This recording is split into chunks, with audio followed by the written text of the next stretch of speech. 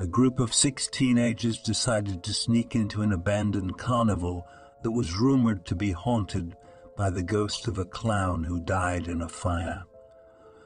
They wanted to prove their courage and have some fun, but they soon realized that they had made a terrible mistake. The carnival was located on the outskirts of town, surrounded by a rusty fence and overgrown weeds. The teenagers climbed over the fence and entered the carnival grounds, where they saw the dilapidated rides and attractions.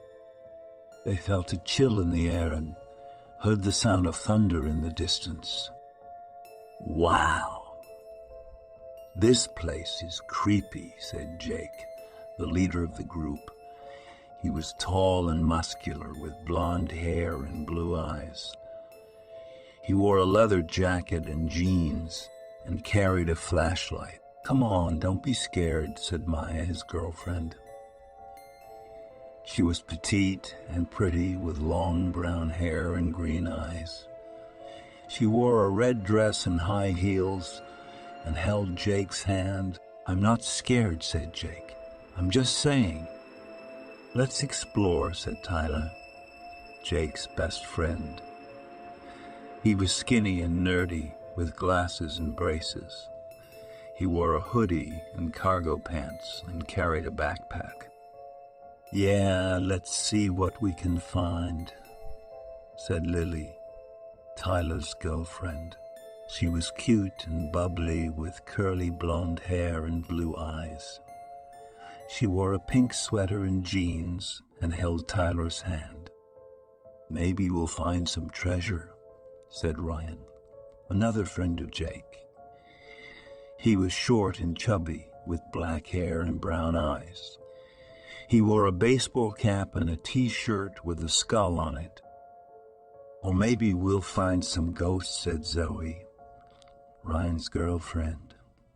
She was tall and skinny, with dyed purple hair and piercings. She wore a black leather jacket and pants and carried a camera. They walked around the carnival looking at the different rides and attractions.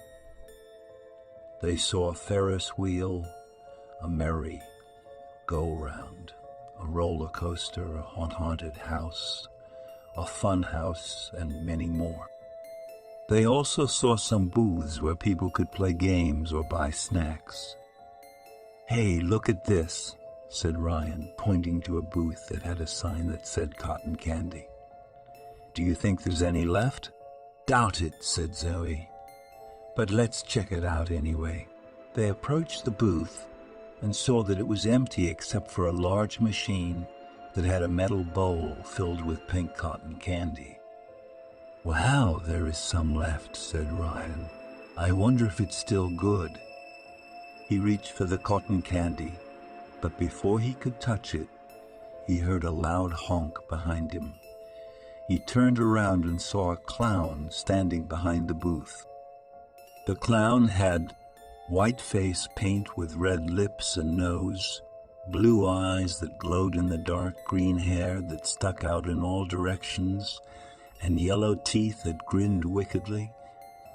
He wore a red and white striped shirt with suspenders, blue pants with patches on them, and oversized shoes that squeaked when he walked.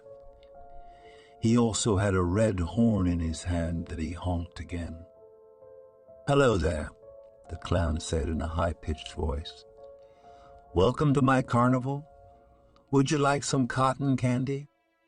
Ryan screamed and jumped back from the booth. The others heard his scream and ran over to see what was wrong. "What's going on?" Jake asked. "There's a clown," Ryan shouted. "Where?" Maya asked. "Right there." Ryan pointed to the booth. They looked at the booth and saw nothing but the cotton candy machine. "What are you talking about?" Tyler asked. "There was a clown right there," Ryan insisted. "I don't see any clown," Lily said. "Me neither," Zoe said. "Are you sure you're not seeing things?" Jake asked. I'm not seeing things, Ryan said. He was right there. He honked his horn at me. Maybe it was just the wind, Maya suggested. Yeah, maybe, Ryan said doubtfully. Come on, let's go, Jake said. This place is boring anyway. They left the booth and continued to explore the carnival. They didn't notice that the clown was watching them from behind the booth with an evil smile on his face. The clown followed them as they walked around the carnival. He hid behind rides or attractions or booths whenever they looked back or turned around. He also made noises or threw things at them to scare them or distract them. As they approached the haunted house, the clown appeared in front of them, blocking their way. Going somewhere? He asked with a sinister tone. The teenagers tried to run away, but the clown was faster. He chased them through the carnival, cackling with glee. They tried to hide in the funhouse, but the clown found them and trapped them inside. They were now stuck in the funhouse with no way out, and the clown was closing in on them. They could hear his footsteps and his wicked laughter echoing through the halls. Suddenly, they heard a loud explosion outside, and the power went out. The funhouse was plunged into darkness, and the only sound they could hear was their own breathing. Stay calm, everyone, Jake whispered. We'll find a way out of here. They used their flashlights and started to search for a way out. They stumbled upon a secret passage that led them to a small room. The room had an old television set that turned on by itself. On the screen, they saw a news report about the carnival. The reporter said that the clown who used to work at the carnival died in a fire years ago, but his body was never found. Rumors had it that he haunted the carnival and that he was seeking revenge on those who dared to enter. Suddenly, the clown appeared on the screen, and the teenagers screamed in terror. The clown then appeared in the room, holding a lit match in his hand. You shouldn't have come here, he said. Now you'll never leave. He threw the match on the ground, and the room burst into flames. The teenagers screamed and tried to escape, but the doors were locked. They were trapped inside with the flames closing in on them. Just when they thought it was the end, they heard a loud noise outside. The firefighters had arrived, and they broke open the doors and rescued the teenagers. They were badly burned and traumatized, but they were alive. The carnival was burned to the ground, and the clown was never seen again. But the teenagers never forgot that night, and they never spoke of it again. They learned that sometimes curiosity can lead to danger, and that some rumors are better left unexplored. Stopped and looked around. Ah, what do we have here, he said. 2 little rats hiding from the big bad cat. That's no fun.